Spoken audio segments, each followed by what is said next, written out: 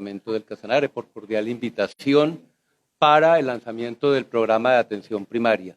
Hemos venido con nuestro secretario general el día de hoy a ver los avances que ha desarrollado la gobernación, la S del departamento y ya cientos de trabajadores y trabajadoras de la salud que están recorriendo el territorio del departamento en varios municipios, también en Yopal, visitando las familias, visitando las comunidades, para detectar de manera temprana y para actuar oportunamente frente a problemas de salud. Estamos muy contentos desde el Gobierno Nacional porque el Casanare está construyendo un modelo de atención primaria preventivo, predictivo, resolutivo, basado en la comunidad, con su propio talento humano, con lo mejor de su propio territorio para garantizar el derecho fundamental a la salud. Ese es el objetivo de estar acá y estamos muy orgullosos y de verificar que en materia de infraestructura de salud se ha iniciado un proceso con el liderazgo de la gobernación, con el apoyo del ministerio muy importante para recuperar la red pública hospitalaria del departamento. Muchísimas gracias. Bueno, muy buenas tardes a todos y a todas. En la misma línea, felicitar a todas las mujeres que nos acompañan el día de hoy a esta rueda de prensa y a todas las que nos ven a través de los diferentes medios de comunicación. Agradecerle al viceministro Urrego, a nuestro secretario privado del Ministerio de Salud, el doctor Gabriel, que han sido dos aliados importantes, y también mi extensiva gratitud a nuestra ministra de Salud, la doctora Carolina Corcho, por permitir que el departamento de Casanare se convierta en un departamento modelo y uno de los primeros departamentos en poder establecer la atención primaria en salud.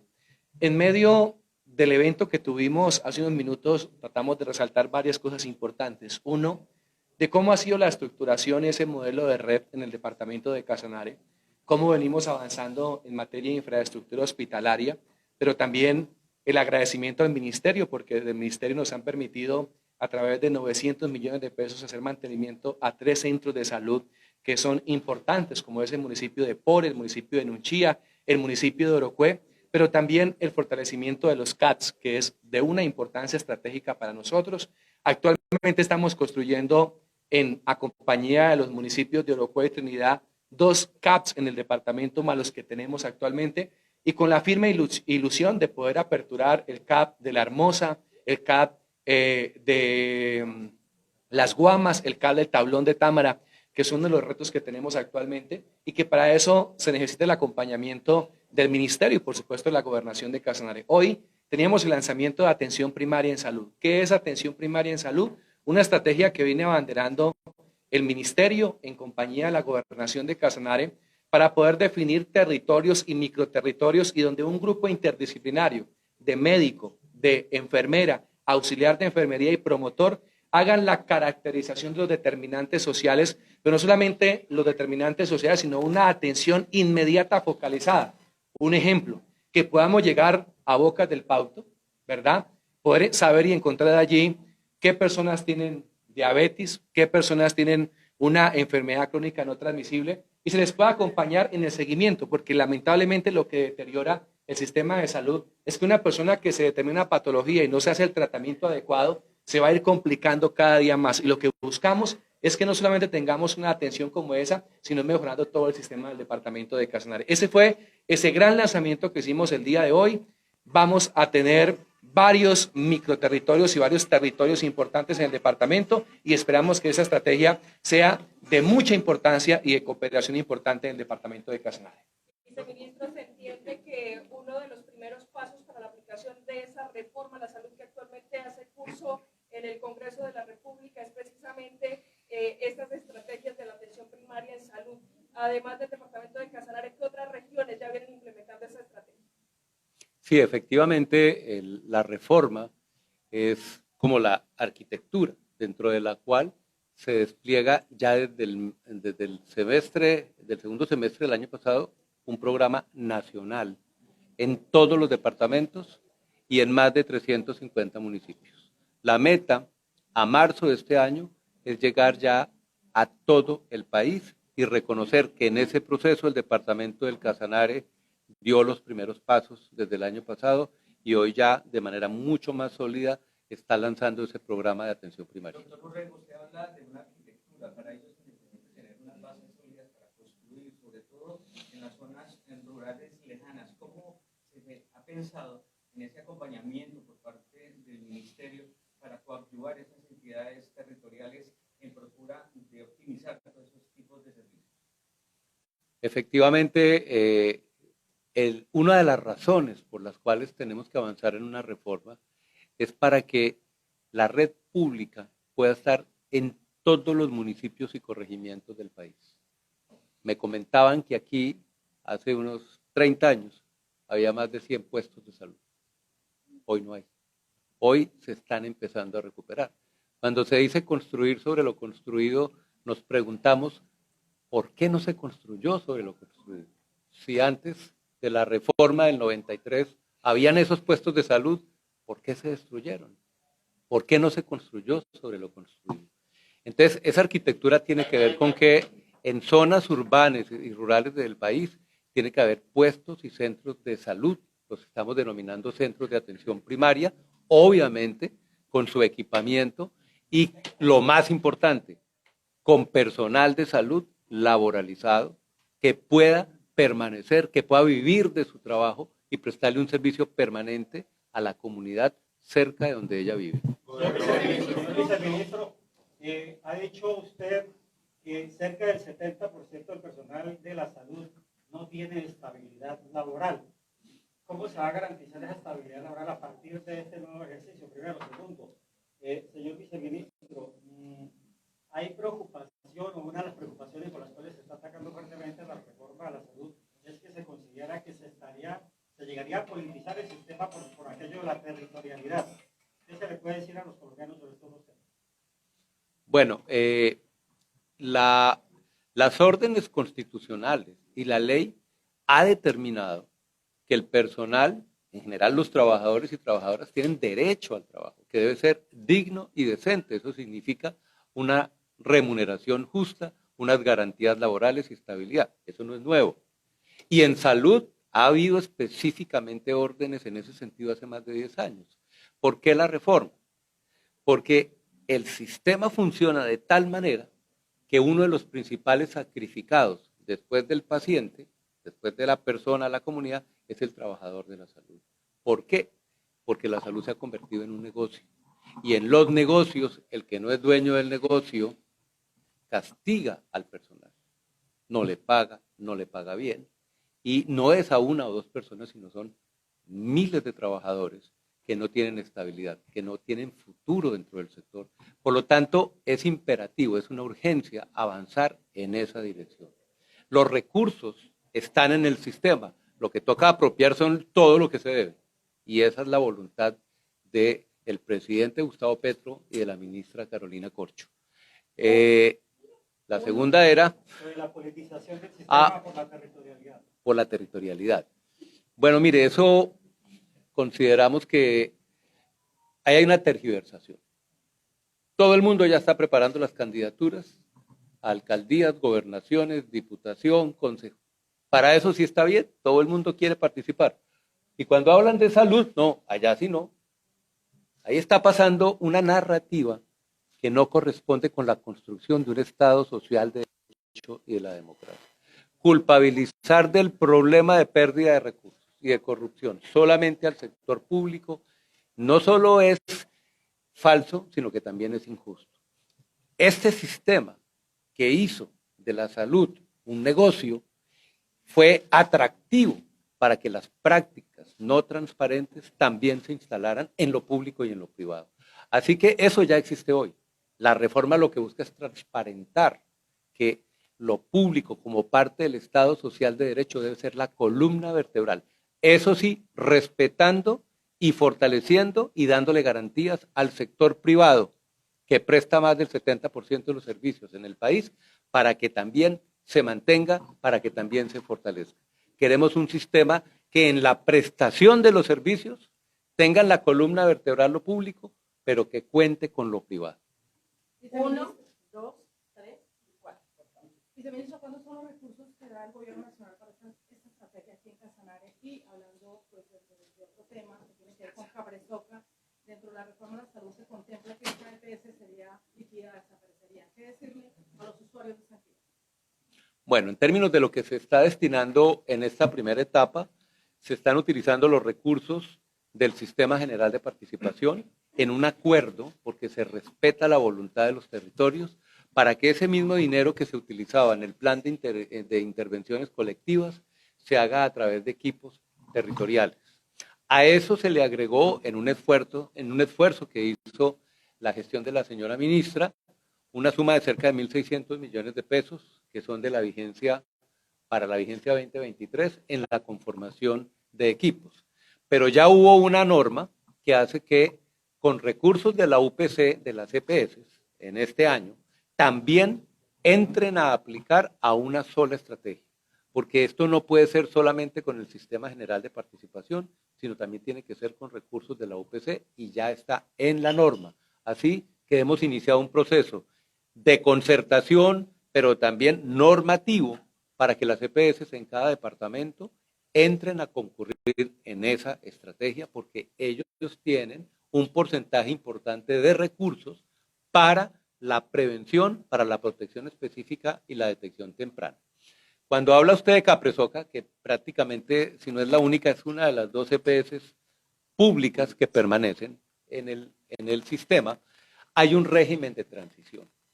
Ese régimen de transición lo que se busca es la transformación de los actores del sistema. No es llegar a liquidar. No. Quien no va a ser parte de un sistema basado en atención primaria, territorializada, probablemente no va a estar y se convierte en prestador. En el caso de Capresoca, que ha acumulado una capacidad como sector público, tenemos que mirar en las figuras de transición en qué se puede transformar. Pero no es llegar y liquidar y se va, sino cómo hacemos que esas capacidades institucionales que son del departamento y que son de lo público se pueden transformar en función de la salud de la población del Casanare. Las deudas tenemos que entrar a revisar, porque aquí hay un tema, aquí hay un vacío, una deuda impresionante de las EPS con los prestadores tanto públicos como privados. Eso es lo que toca resolver. Y la prestación de los servicios, simplemente, ¿quién presta los servicios? ¿La EPS o el prestador público y privado? Quien presta los servicios es el hospital, es la clínica, es el médico, es la enfermera. Las EPS vienen haciendo una tarea de administración. Entonces ahí no hay ningún riesgo de generar ninguna crisis, porque quienes prestan los servicios son los que deben ser absolutamente fortalecidos y aprovechar las capacidades, caso por caso. Esto es una EPS de este departamento, que ha construido el departamento. Tenemos que analizar eso, pero en la fase de transición tiene un papel que jugar. Señor viceministro y señor gobernador, de intervención, pues, presenta un panorama un poco sombrío de lo que ha sido la salud en el país. Nuestras cifras del sistema de maternas, nuestras cifras en otros aspectos. Y quedan inquietudes, realmente, de que ha fallado el sistema anterior, el sistema que la forma de manejar la salud en el país. Sin embargo, han habido algunos logros, seguramente que los han habido. Pero, ¿cuál va a ser la fórmula que van a utilizar ustedes como el gobierno del presidente Gustavo Petro para salvar la salud? Porque quedan muchas dudas. Por ejemplo, Capresoca. ¿Qué es una inquietud? Uno escucha un informe del periodista Daniel Coronel que dice que el Ministerio de Salud tiene a Capresoca entre las 7 EPS de más riesgo financiero y que es de las que peor servicio presta. Ese es el dato que entrega el Ministerio de Salud. Pero si vamos a escuchar aquí a la gente y lo que se dice, Capresoca es el que tiene los pacientes en Canadá. No, ustedes piden esa información complementada, actualizada. Ustedes queda esa duda que se pretende, no sé cómo manejar el tema, y esto le ocasiona un daño tremendo a Capresoca, que la tiene mucho tiempo en el departamento. Y la otra cuestión que me llama la atención es que ustedes pretenden llegar a zonas muy alejadas, esto que nos parece muy positivo, que arranque con ese sistema a todos esos centros de salud, en Apoyata, por ejemplo, en Santa Elena del Cucio, en Manillo, por allá en Montañas del Totumo, en Vallaricolo, en otras zonas alejadas de municipios. Es muy importante. ¿Cómo observa pues que se complementen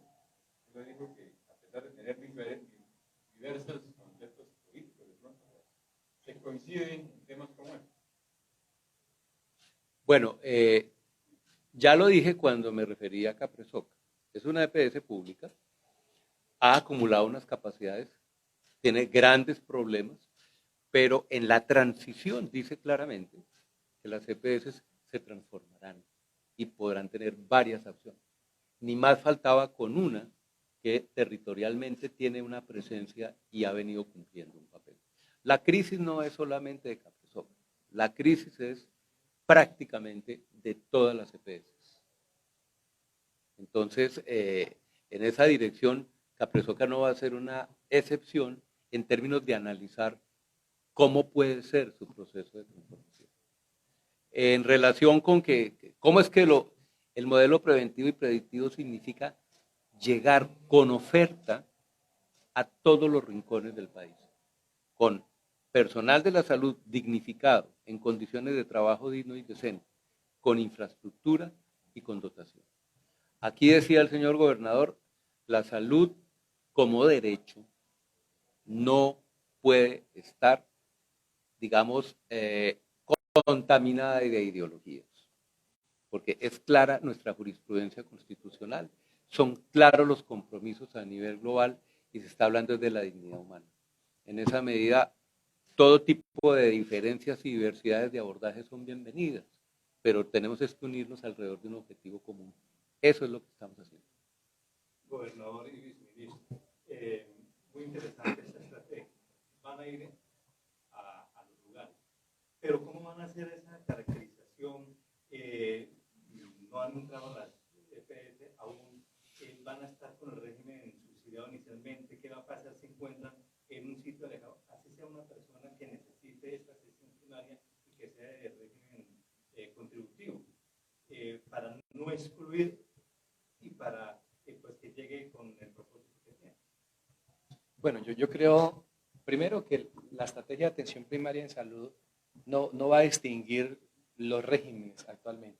O sea, que si llegamos a una población y encontramos una persona en un régimen contributivo, se focaliza, se caracteriza y la atención debe hacerlo, en este caso la EPS al cual está afiliado. Si pertenece a uno del régimen subsidiado, inmediatamente va a tener el mismo tratamiento. Se establecen los determinantes y las cualidades, inmediatamente se va a focalizar a la EPS sin importar el régimen al cual se encuentre. Yo creo que hay una importancia estratégica, y lo dijo el viceministro, y es que el departamento de Casanare en sus años pasados llegó a tener un trabajo de atención primaria en salud. Y yo creo que es la manera mucho más factible y oportuna de poder llegarle a la zona rural. Hoy yo creo que los municipios en su cabecera municipal, valga su redundancia, tienen un poco más de accesibilidad a un servicio de salud, pero la zona dispersa es la que más inequitativamente tiene ese derecho a la salud. Por eso el reto que tenemos nosotros es cómo ampliamos los CAS en la zona rural y cómo logramos tener un equipo interdisciplinario en los territorios que pueda focalizarlos y que pueda orientarlos al sistema de salud. Y lo dije hace un momento, Wilson, y yo creo que esto es importante. Podemos encontrar una persona en una etapa de prediabetes y que si logramos nosotros canalizarlo, si logramos nosotros llevar un buen manejo médico a esta persona, no vamos a tener una persona con una enfermedad como la diabetes y posterior a una situación mucho más compleja o una enfermedad crónica que va a ser muy difícil poder sacarlo de ahí. Creo que es la intencionalidad que tenemos, pero acá no importa a cuál régimen pertenezca, sino que va a ofertar al microterritorio y al territorio que define, en este caso, Ministerio y Gobernación de Casanare. Viceministro, buenas tardes. Pues es lógico que el tema tendría que ver con posturas ideológicas, porque de no ser así, no estaría el gobierno sentado escuchando o esperando que los presidentes de los partidos canalicen también sus propuestas y sus sugerencias en medio de la discusión. Pero también esto pasa por el tema de los recursos, y esa es una de las grandes preocupaciones que hay en torno al tema del manejo de recursos. En el caso del departamento de Casanare, no solo se han expresado buenas intenciones, el departamento se mandó la mano al bolsillo y por un plazo de 7 años ha destinado una gran cantidad de recursos, de los cuales ya pagó cerca de 40.000 millones de pesos para la salvación de Capresoca, aún en medio de la incertidumbre de no saber si Capresoca va a seguir existiendo o no va a seguir existiendo. No sabemos los casanareños si esa va a ser plata de pronto perdida. no lo sabemos. Pero lo cierto del caso es, frente a ese tema, qué tan responsable se está planteando esa reforma frente al tema de los recursos, de lo que le cueste al país y de dónde va a salir la plata para la financiación de esa propuesta del gobierno nacional. Bueno, mire, en primer lugar, de todas las maneras hemos, digamos, explicado, y ustedes lo pueden verificar, que hoy hay una crisis financiera estructural. O sea, no se va a producir una crisis, está en una crisis. La gran mayoría de actores, los prestadores públicos, escuchen esto, los prestadores públicos, es decir, los hospitales, las ESES, las empresas sociales del Estado, tienen unas deudas, o sea, no les han pagado 5 billones de pesos que son ya plata perdida. Esa platica se perdió. Pero esa plata existió y estuvo la gran mayoría en las administradoras de planes de beneficios o EPS. Y otros 6 billones, pues para completar 11, que también están circulando en las empresas administradoras de planes de beneficios, son una deuda que tenemos que hacer toda la gestión y la intervención urgente para que no se convierta en una cartera perdida. Entonces, perdóname, para contestar tu pregunta. Entonces, lo primero, no es que se va a producir una crisis, no es que en dónde está la plata, es que la plata, la mayoría de la plata está hoy en el sistema. Lo que hay que darle es un nuevo manejo, garantizar sus condiciones para que haya un manejo eficiente y transparente, porque este no es un país pobre en materia de salud. Este es un país que gasta más de lo que gastan los países en América Latina en salud. Siempre va a hacer falta más plata, ¿cuándo no? Pero que sea un país que es que no ha invertido, que no le ha destinado recursos a la salud, no es cierto. Entonces, el pago el saneamiento de los hospitales, el saneamiento de las deudas, tiene que ser un esfuerzo con reforma o sin reforma. Es una obligación del gobierno actual y de los gobiernos que vengan. Porque no, aquí no le van a venir a decir que si está de acuerdo o no con la reforma o con una manera de pensar la salud, sino dice, me debe, le debe a los proveedores, le debe al personal, le debe a todos los que han hecho posible la prestación de los servicios. Entonces, lo que se ha estimado es que en 10 años se necesita un punto más del Producto Interno, digamos, bruto, que estaría siendo incorporado. Eso también había que hacerlo, eso hay que hacerlo, no es culpa de la reforma. Realmente los recursos que son propios de la reforma son muy pocos y sí están, y sí son posibles en el presupuesto. Por ejemplo, hacer los puestos de salud que menciona el señor gobernador, el hospital de tercer nivel ponerlo a punto, eso hay que hacerlo con reforma o sin reforma. ¿Qué pasa si no hay reforma? Pues que con los recursos que llegan a través de la intermediación, nunca va a poder construir. Le toca ir a buscar los recursos por fuera. ¿Por qué? Porque trabaja es contra contrato, contra factura, contra glosa. Aquí le contratan a un hospital 100 pesos, el hospital le factura 100 y después de revisar todo dicen que le debe solamente 60. Y después de que por fin le reconoce que le debe 60, le termina pagando 40 o 20 y quién sabe cuándo. Revísenlo. Pero la plata estaba porque los 100 pesos se contrataron porque los 100 pesos existían. ¿Qué pasó con el resto? ¿Qué pasó en el camino con esos recursos? Señor viceministro, causa mucha inquietud una situación. Anoche en algún programa de televisión veía que los especialistas decían que el primer año de la reforma podría estar costando 89 billones de pesos, una cifra bastante preocupante, pero al ministro de Hacienda, el doctor Ocampo, siempre que se habla de la famosa reforma, él se rasca la cabeza y dice, la plata. Ya se puso de acuerdo el ministerio, el gabinete para hablar en un solo idioma sobre la reforma, porque ya le costó la cabeza a un ministro del asunto.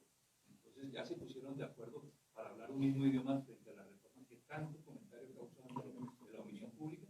Sí, empiezo por el final. Ya el Ministerio de Hacienda, el mismo día, es decir, ¿hoy qué día es? Hoy es miércoles. El lunes hizo 8 días, ese mismo día salió un documento escrito diciendo que el tema financiero de la reforma estaba resuelto. Primer punto. Segundo punto, cuando se hacen estas afirmaciones de que esto cuesta 89 billones, están haciendo una confusión. A veces porque no se maneja el tema, o uno no sabe si intencionalmente, pero el sistema de salud maneja hoy, aquí donde estamos, más de 80 billones de pesos. Entonces no es cierto que eso es lo que le cuesta. Repito, el puesto de salud allá en ese municipio distante, les pregunto, ¿hay que hacerlo o no hay que hacerlo? Hay que hacerlo. El médico y la enfermera que vayan a atender allá, ¿hay que ponerlo o no hay que ponerlo? Hay que ponerlo. ¿Eso es por la reforma o eso es porque se necesita? Eso es porque se necesita. Y eso una sociedad y un Estado lo tiene que cubrir. Porque la salud es un derecho. ¿Okay? Por derecho al respeto de no la llegaba a palabra. la zona rural.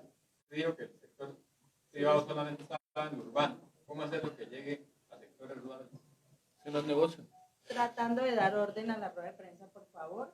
Ya al final, sigue su merced, y terminamos con esa pregunta y cerramos. Mira, la si rueda. me permite, antes de la siguiente pregunta, yo quisiera hacer una acotación al ministerio, de pronto, algo a lo que preguntó Martín en su pregunta. Los recursos que el gobierno departamental deja obedece a una cartera no paga. Significa que la EPS Capresoca había recibido facturación por muchos años y no había tenido el músculo financiero para poder pagar. Primera reflexión que yo quiero contarles a ustedes, y yo sé que el viceministro lo conoce. Tema de la UPC. La UPC del departamento de Casanare consideramos que es una UPC baja, y yo creo que es un tema que hay que analizarlo. Pero cuando miramos la UPC de la ciudad de Bogotá, está por encima de la nuestra, cuando tenemos 44.000 kilómetros cuadrados, veredas donde sacar a un paciente nos toca con una avioneta para poder sacarlo, y eso hace también esa inestabilidad económica de una EPS como es Capresoca. Y yo creo que es algo que en el nuevo modelo se tenga a través de Ladres en ese giro, se pueda tener muy clara ese factor de distribución operativo equitativo en el país que nos pueda ayudar un poco más en esa transformación. Lo segundo, el recurso que la gobernación de Casanare establece es que la EPS presenta un proceso de conciliación con los diferentes hospitales, aprobado por la Superintendencia de Salud, y que una vez aprobado por la Superintendencia procedemos a capitalizar y a pagar la deuda. Por eso la referencia que hacía Martín, hoy estamos llegando casi a los 40.000 millones de pesos, ha sido girado a la red pública y a la red privada, casi un 80% a la red pública, donde buscábamos sanear también las instituciones, en este caso prestadoras del servicio de salud, que consideramos que en el modelo que hoy tenemos son las más damnificadas. Hoy veníamos de una transición de liquidación de EPS, pero cada EPS que se liquidaba lamentablemente estaba teniendo un hueco fiscal. La última, casi más de 25.000 millones de pesos que se fue debiendo a la red pública y privada, y que eso nadie lo va a compensar. Por eso creemos muy firmemente, y creo que en ese mismo acuerdo, de que hay una estructuración que favorezca a los prestadores de servicio, que finalmente son los que tienen el contacto con el paciente, pero también de una manera muy equitativa que le permita en este caso a la EPS poder sufragar. Hoy le presentaba hace un momento los indicadores al doctor Gabriel. Nosotros recibimos con grado de siniestralidad a la empresa en 126%. Hoy, en el año 2023, estamos en grado de siniestralidad del 101%. O sea que muy posiblemente el siguiente año estemos por debajo del dígito 100, y que eso va a permitir que podamos tener una mayor estabilidad. ¿Qué ha permitido eso? Abstención del gasto administrativo. En PGP, un modelo de contratación donde haya gana-gana entre el prestador y la empresa, pero que desde ahí se pueda fortalecer la estructuración del sistema de salud. Creo que quería como acotar eso y saber que es un modelo que nos puede beneficiar y nos puede ayudar mucho al departamento. Con una claridad, perdón, gobernador, una pregunta que hicieron ahora, que la reforma que iban a hacer, que iba a liquidar las EPS, no, las EPS se están liquidando hace rato. Ya hace parte de la crisis que afecta al usuario y a la red pública y privada de que realmente prestan los servicios. Y lo digo ¿por qué? Porque cuando hicimos el acuerdo con la gobernación de Casanare, se hizo un acuerdo para salvar Capresoca y incorporar a la política pública de salud la atención primaria, la construcción de puestos de salud, la dotación digna de elementos de salud para la gente de Casanare. Hoy Capresoca está viva gracias a ese acuerdo, o sea, a la reforma o a los lineamientos que dio la reforma. Si no, Capresoca y otra, ahorita venimos del Cauca, donde está ASME Salud, que también es una crisis violenta, que atiende población campesina, indígena, hoy estaría liquidada. Estamos haciendo acuerdos para empezar a probar en el territorio que todos esos elementos que están en la reforma pueden funcionar, y una prueba en pocos meses, gobernador, es Casanare. Señor viceministro, tengo tres inquietudes y una para el gobernador. Cuando se habla de fuentes de financiación de esta estrategia, se habla de fuentes nacionales y departamentales. ¿A qué pagan los municipios? Primero. Segundo, ¿en qué va a consistir la presencia del Instituto Nacional de Salud en Casanare? Y tercero, la Superintendencia de Salud, pues comparativamente juega un papel como la Contraloría General, que es, o sea, no hace un control previo, sino ya es posterior, ya es sancionatorio. En esta reforma, ¿cuál va a ser el papel de la Supersalud? Y al señor gobernador, ¿qué información nueva, qué noticias nuevas hay para Villanueva en relación con gestiones ante el Ministerio de Salud? Bueno, la superintendencia va a ser fortalecida en el ejercicio de la inspección, vigilancia y control, con una medida que es la presencia en las regiones, que tiene que tener mucho más dientes, pero sobre todo que pueda morder. No solamente que tenga con qué, sino que haga un ejercicio efectivo. Y que esta dispersión de actores que hoy tenemos también se simplifique para que se pueda centrar en los actores que tiene que realmente vigilar. Entonces, sí incluye la reforma un capítulo fuerte de fortalecimiento de ese ejercicio de inspección, vigilancia y control, no solamente por el tema de los recursos, sino también por el cumplimiento de las obligaciones en la prestación de los servicios de salud. El Instituto Nacional de Salud entra en una etapa de también descentralización, de hacer presencia en el territorio. Va a iniciar en Guajira, va a estar aquí para la Orinoquía. ¿Por qué? Porque el instituto es digamos, el ente rector en términos de investigación en salud pública, en términos de vigilancia epidemiológica, y eso desde Bogotá no se puede hacer. Eso tiene que empezar a contar con las capacidades locales, regionales, territoriales, para poder dar cuenta de la problemática epidemiológica y de salud pública en cada territorio. El papel de los municipios. Sí, efectivamente, la primera claridad es que el Fondo Único, que se viabiliza a través de la ADRES, no sitúa recursos, pero sube la mayor participación, porque esto es un Estado social de derecho, esto es una democracia, sube la participación de lo público y de otros actores de la sociedad en la definición de cómo se utilizan esos recursos, sin que se le ubiquen los recursos allá, porque va a haber una autopista de flujo de recursos a través de la ADRES nacional y de las ADRES regionales.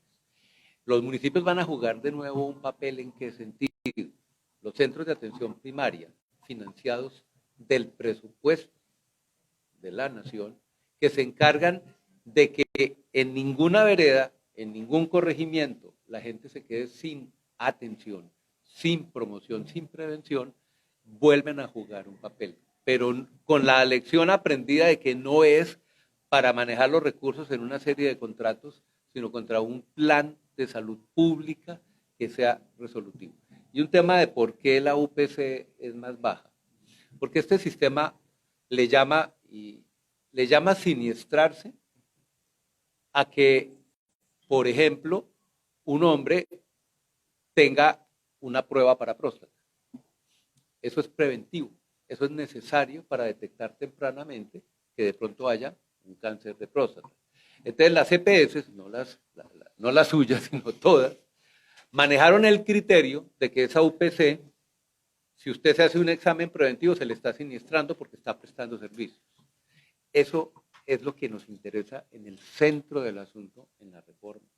¿Por qué? Porque hay acciones que tienen que ser universales, que hay que hacerlas todo el tiempo. Lo único es que la persona no quiera. Pero no puede ser que yo tengo el recurso acá y me lo termino gastando solo en la enfermedad y no me lo termino gastando en la prevención. ¿Por qué hay UPS más bajas? Porque en departamentos con alta dispersión geográfica, como el Casanare, con zonas rurales muy importantes, pues la gente no acude al servicio y la EPS nunca va allá. Como no van, como no vienen, entonces no reporta. Al no reportar, hay UPS y entonces las de las ciudades terminan siendo más altas porque en la ciudad es más factible, ¿sí?, elevar la facturación. Una lógica de negocio. no es una lógica de derecho a la salud. Con un gran riesgo para el sistema, porque el hecho de, por lo menos, Casanare, tener que Caprizoca atender un paciente que tiene que sacarlo de un resguardo, ¿cuánto le cuesta el traslado de un resguardo, de un lugar de esos donde no hay ni siquiera carreteras, no hay ningún tipo de vehículo seguro para poderlo retirar y trasladarlo hasta un centro de atención en salud? Pero gracias por la reflexión. Es que en esa lógica fue que nos metimos, de que le cuesta mucho mandar una ambulancia. ¿Por qué? Porque se creó un intermediario. Y ya lo dice el gobernador, se lo digo ahí con todo respeto. Usted hace un ejercicio y capitaliza un ente que es público, que también estamos diciendo, ha jugado un papel, para que él vaya y sanee a otro. Hay un paso innecesario. ¿Por qué no directamente esas capacidades de ambulancia, de red, de radio, de personal, es directamente con el que está cerca de la población? Él tiene que estar facturando, tiene que estar glosando, tiene que volver a pelear por la factura para que le llegue la plata. Hay otra manera de hacerlo. Hay otra manera de hacerlo y existe en todo el mundo. No nos estamos inventando nada nuevo. Aquí no, el gobierno del presidente Petro se está inventando nada nuevo, nada que no podamos comparar y verificar en el contexto internacional. Perfecto. Hay una pregunta que hizo Hernando y aprovecho a contextualizar un poquito en el papel que juegan los municipios. El Ministerio de Salud tiene la resolución 518, que es la que regula los planes de intervenciones colectivas. Ahí el recurso que se utiliza es el sistema o SGP que denominamos nosotros para poder establecer dentro de un capítulo de atención primaria en salud. Lo que estamos intentando es que tanto Ministerio, Gobernación y municipios a través de la 518 puedan también extender a otros sitios la atención primaria en salud, porque ustedes se dieron cuenta que hoy con el recurso que tenemos estamos llegando solamente a 7 municipios del departamento, nos quedan faltando 12 municipios, con la finalidad de poder llegar a ese punto de equilibrio. Hoy logramos también anunciarle y pedirle al Ministerio de Salud, esperamos que en 15 días estemos radicando ya con todas sus ingenierías el Hospital de Villanueva para que podamos proceder ya a una revisión técnica y una vez tengamos la aprobación por parte del Ministerio en su viabilidad, proceder a financiarlo. La Gobernación pone alrededor del 70% de los recursos, el 30% siguiente lo hace la Alcaldía y puede iniciar a construir ese primer hospital de segundo nivel que pueda tener el departamento de Casanare. Les agradecemos a todos el tiempo de ustedes. Viceministro, perdón, una Mira, la última, él y él. Sí, y sí, yo porque, sé, porque ya creo que tienen... Ya. ¿no? Bueno. Ministro, un tema es el afiliado. Cuando se liquidan las EPS aquí en el departamento de Casanare, salen trasladados a una y otra, saturándolo, dejando en un desmejore al usuario para su atención, se hacen más largas los exámenes, la entrega de medicamentos. ¿Cómo se está trabajando en ese sentido para respetar al afiliado que está pagando mes a mes su cuota, pero también que necesita recibir un servicio digno? Usted toca un tema muy importante. Se ha confundido que la garantía del derecho es igual a la afiliación. Y como dice nuestra ministra, los derechos no se afilian. Los derechos se predican de que somos seres humanos con dignidad. Y en el caso colombiano hay un financiamiento para garantizar ese derecho. Pero se pone un mecanismo que es el de la afiliación. Nosotros no estamos hablando en la reforma de afiliación, sino de que donde usted vive, pues tiene que estar en una base de datos solamente, no para que tenga derecho, sino para poder organizar un plan de atención. Entonces, y la segunda parte de su comentario es muy interesante. Se habla de que se va a acabar la capacidad de elección. ¿Ustedes creen que hay capacidad de elección cuando con un clic, cada vez que se ha ido a una EPS, le toca al mismo gobierno, hace clic y manda 500.000 para allá, 300.000 para allá, 50.000 para allá, y le dice que en 90 días recupera su libertad? ¿A dónde se va a pasar? Pero ahí no termina la historia. En general, cada una de estas EPS tiene la misma red. Por ejemplo, aquí en el Casanare, puede haber excepciones, pero el mismo centro de salud o hospital de Tauramena o el de Agua Azul, con ese es el con el que toca contratar. ¿Cuál libertad de elección? Yo, la verdad, ¿sabe cuál es la capacidad de elección? La capacidad de pago. El que tiene plata, y eso, bendito los que tienen plata, nadie está hablando en contra de eso, se pega el viaje a Yopal o a Bogotá, y entonces tiene una prepagada o tiene un complementario, y ahí sí tiene la posibilidad de ir a otro prestador. Nosotros tenemos que garantizar no lo básico, sino lo digno para toda la población por igual, independiente de la capacidad de pago. Y eso hoy no está sucediendo. Entonces, mire, ni la libertad de elección es tan cierta. Hoy la libertad de elección, y lo podemos sostener donde sea, depende de que usted tenga plata en el bolsillo, para que pueda ir directamente a un especialista a través de la prepagada o a través de un plan complementario. Es más, usted está afiliado en la misma y le dicen, ponga un poquito más. Usted pone un poquito más. ¿De dónde lo pone? Del bolsillo. Y entonces, de pronto le mejoran la oportunidad de la cita para el médico general, para el médico especialista. Esa fue una práctica que se instaló y creemos que eso era lo normal. Consiga su plata y verá que le va mejor. No, la función del Estado es garantizar un derecho de manera universal sin depender de capacidad de pago. Como tienen vuelos ya programados, la última Mañana se realiza en Yopal la mesa regional de discusión de la reforma de salud, donde esperamos que se den los espacios de aporte de los ciudadanos del departamento del Casanare. ¿Qué mensaje le puede anticipar usted a ese departamento que mañana se va a dar cita en ese escenario para discutir este tema a nombre del gobierno nacional? En vísperas de una importante reunión, ¿qué decirle a esta El mensaje es que venimos y estamos aquí porque estamos escuchando. Estamos escuchando. Tenemos que escuchar las propuestas, las inquietudes, las preocupaciones del territorio. Ese es el objetivo. Y explicar con mayor claridad qué es lo que ha venido motivando un cambio. Hoy nadie está en desacuerdo en que tiene que haber cambios en el sistema de salud. Por eso el gobierno dice, como ese es el clamor, proponemos un cambio. Pero los cambios se debaten en democracia. Y eso es lo que está sucediendo en el territorio, en el Congreso, en los auditorios, en los medios de comunicación. Esa es la democracia, donde se ponen las posturas de cómo debe ser el cambio. Ya hoy nadie está diciendo que no hay que cambiar. Todo el mundo está diciendo hay que cambiar el sistema de salud. ¿En dónde están? En cómo hacerlo, en cuánto tiempo hacerlo, qué primero y qué después. Mañana vamos a escucharlos para que el territorio, a partir de su propia experiencia, pueda señalar y fortalecer el derrotero que va llevando el gobierno nacional. Voy a estar yo en representación de la señora ministra. Muchas gracias a todos por su tiempo.